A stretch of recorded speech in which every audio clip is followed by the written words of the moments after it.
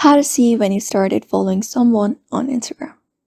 Hey everybody, welcome back to our channel. In today's video, we are going to learn how we can see when we started following someone on Instagram. So without any delay, let's just jump right into the video. In order to find out when you started following someone on Instagram, it is super easy. Head over to the account that you want to see from your following or your followers. You can go to your following and see of the account. You can check the profile of the person you want to check the following date for. For example, this person right here. So when you go to that person's profile, at the top right corner, you'll be finding a 3 dot. Just go ahead and tap on it. Once tapped on it, go ahead and locate the option called See Shared Activity. This one right here. Go ahead and tap on it. And once you tap on it, you'll be finding the information right here.